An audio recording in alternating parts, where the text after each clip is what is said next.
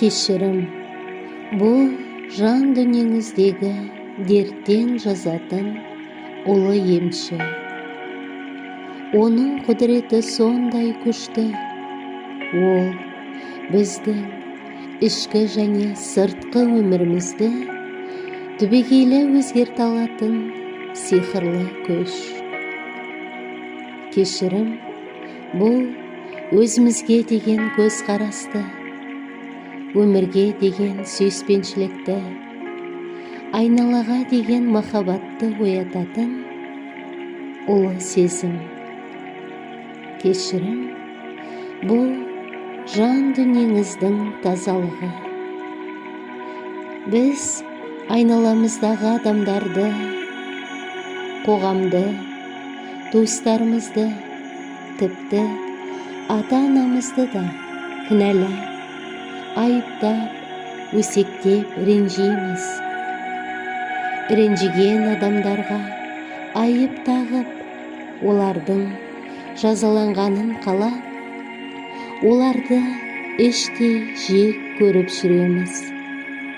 Тіпті олардың айыпты екенін дәлелдегіміз келіп, ол үшін қаншама энергия жоғалтамыз. Дегенмен біз оларды жазалайтын ешкім емеспіз.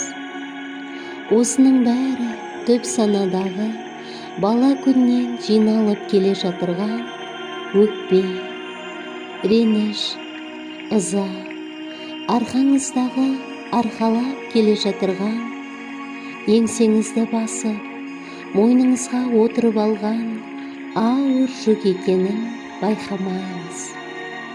Ол жүк сіздің діттеген жеріңізге жеткізбейді.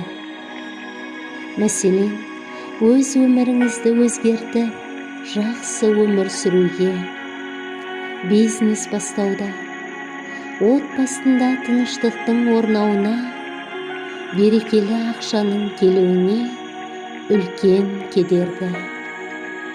Сол үшін қай кезде болса да, кімге ренжіген болсаңыз, мейлі ол кісі кінәлі болса да, ол кісіге деген ренішіңізді дамытпаңыз.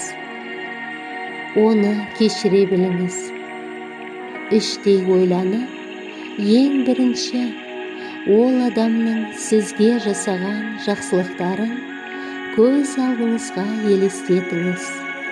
Сонда сізде ол адамға деген реніш сейіледі. Кешірім, бұл адамның жолын ашатын өмірдегі ең керемет техника. Біз ренжіген адамдарды кешіргенде, ол адамдарды босатамыз.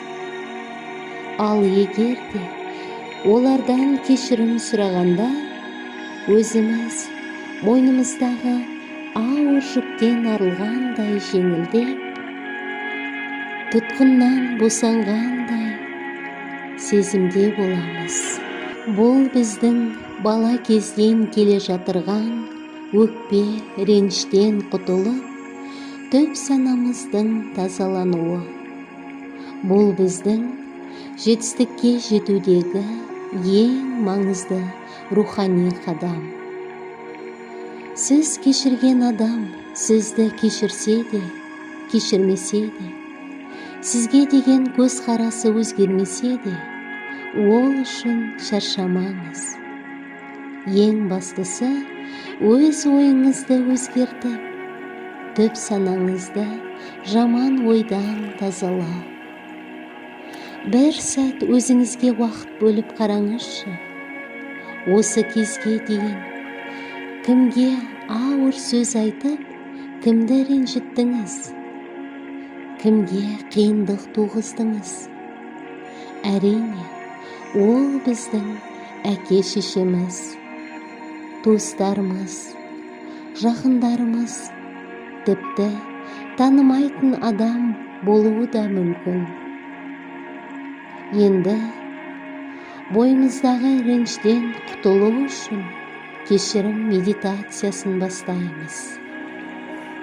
Өзіңізге ыңғайлы орынға отырған болсаңыз, мұрныңызбен терең дем алып, аузыңыздан жайлап шығарыңыз.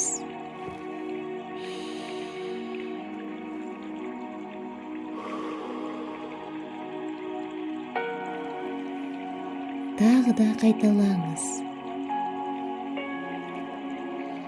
Айналаңыз әдемі гүлдермен жайқалып тұр. Құстардың сайраған даусы құлағыңызға жағымды. Сіз жалғыз өзіңіз келе жатырсыз. Құлағыңызға тек қана медитацияның музыкасы ғана естіліп тұр. Әсем әуен ырғағы сізді жоғары көтеріп, ауада алақанында аялап тербетіп тұрғандай. Сіз терең дем алып, жаныңыз рахат сезімге бөленуде. Ойыңыздағы барлық уайым, өкпе, реніштер денеңізден, жаныңызды ауыртпай, жай ғана ойыңыздан шығып кетті. Сіз өзіңізді одан әрі жеңіл сезіндіңіз. Сіз еш нәрседен қорықпайсыз. Себебі жаныңыз тыныш, тыныс алуыңыз жеңіл. Мұрын арқылы алған ауаңыз бүкіл денеңізге нұр болып тарап, денеңізді шымырлатып өтті. Рахат сезім. Енді ойша жайлап орныңыздан тұрыңыз. Бірінші, оң аяғыңызды жерге басыңыз. Одан соң сол аяғыңызды басыңыз. Аяғыңыздың астындағы аяғыңызға жағымды жап-жасыл мамық шөп. Жасыл шөпті табаныңызбен сезініңіз. Айнала тамаша, әдемі табиғат. Сіз жайлап келе жатырсыз. Көз ұшында көрінер-көрінбес шамның жарығы пайда бола бастады. Сіз жақындаған сайын ол шамның жарығы одан әрі жарқырай түсуде. Ол жарқыраған жарықтан сізге ақ сары алтын түстес керемет энергияның, жылулықтың денеңізге келіп жатырғанын сезініңіз. Тек қана жылулық, махаббат ішіңізге, жүрегіңізге, бүкіл денеңізге нұр болып толды. Алланың нұрымен нұрланып, айналаңызға нұр сәулесін шашып тұрсыз. Жүзіңіз жарқырап, көзіңізден нұр төгіліп тұр. Бойыңызда ешқандай қорқыныш, ешкімге деген реніш жоқ. Жүрегіңіз тыныш, махаббатқа толы. Кенет көз ұшында тағы да бір жарқыраған жарық пайда бола бастады. Сізді сол жаққа қарай бір тылсым тартқан сияқты. Барғыңыз келіп тұр. Ол фиолетовый күлгін түсті жанып тұрған оттың жалыны.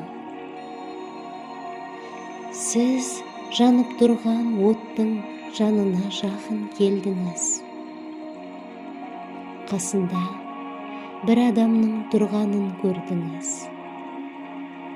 Осы сәтте кімге ренжіген болсаңыз, сол адамды көз алдыңызға елестетіңіз.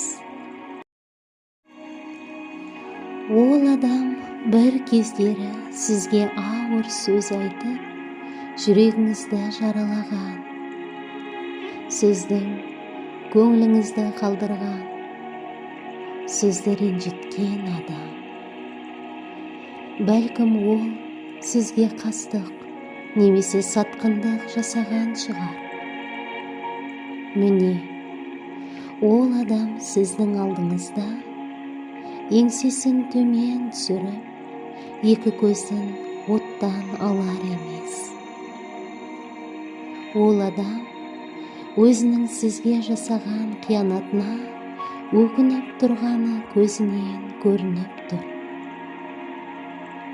Ойша, сіз ол адамды жаныңызға шақырыңыз. Сіздер бір-біріңізге жақын келдіңіз. Ол адамға қолыңызды созып, оның қолынан ұстаңыз. Оның қолы арқылы сізге жылулықтың өтіп жатырғанын сезініңіз. Оның көзіне қараңыз. Сіз ренжіген адамның көзінің формасын, көзінің түсін көз алдыңызға елестетіңіз. Және де ең бірінші ол адамның сізге жасаған жақсылықтарын есіңізге түсіріңіз. Немесе көз алдыңызға елестетіңіз. Сізге 30 секунд уақыт берейін. Иә, ол адамның сізге жасаған жақсылықтарын есіңізде сақтап қалыңыз. Қандай керемет сәттер! Сіздің алдыңызда тұрған адам өзінің сізге істеген қиянатына өкініп тұр. Сіз қуаныңыз, оған рахмет айтыңыз. Себебі ол адам сізбен татуласқысы келіп тұр.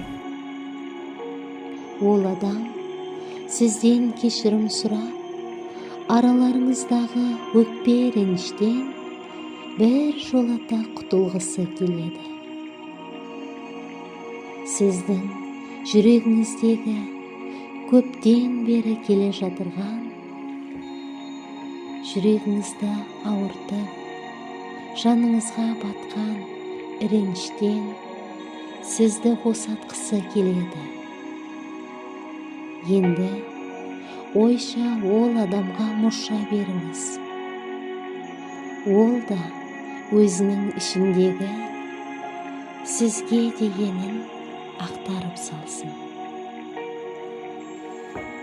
Сіз ол адамның қолынан ұстап, күлгін түсті жанып тұрған отқа қарай жақындаңыз. Жанып тұрған жалынның суын сезініңіз. Қорықпаңыз, бұл су сіздің бойыңызға тарап, сіздің бойыңыздағы жаман энергияны позитив энергияға өзгертеді. Бұл жалын қасиетті жалын. Жаныңыздағы сізді ренжіткен адаммен бірге жалынның ішіне кіріңіз. Иә, қорықпаңыз. Бұл жалын сіздің тәкаппарлығыңызды жояды. Ол адамдарға деген жек көрушілігіңізді жояды. Бұл процесті 2-3 рет қайталаңыз. Міне, енді бойыңызға жеңілдік келді. Бойыңыздағы ауыр жүктен, тәкаппарлығыңыздан құтылдыңыз.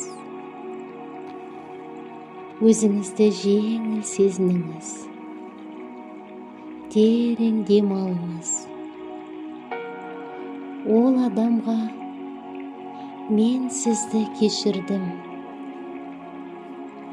Мен сізді кешірдім.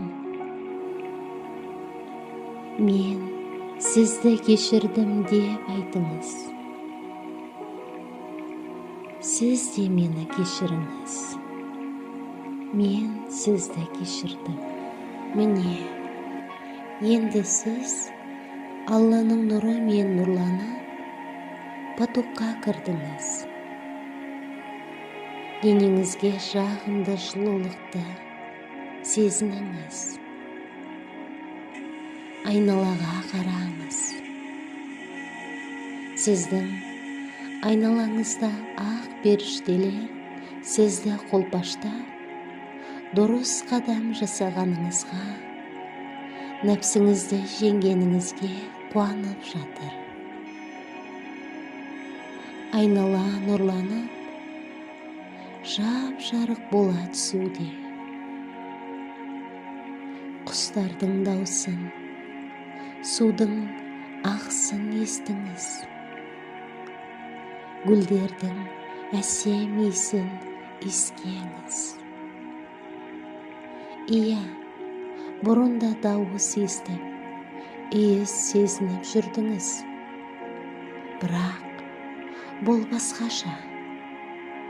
Бұл бойыңызға ешқандай кедергісіз нұр болып таралып жатырған энергия.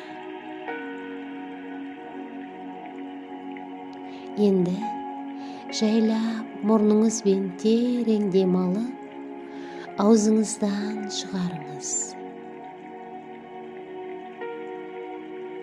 Көзіңізді жайлап ашыңыз. Бұл медитацияны таңертең және ұйықтар алдында жасасаңыз, нәтижесі өте керемет. Каналға тіркеліп, қазақша медитациялар тыңдап дем алыңыз.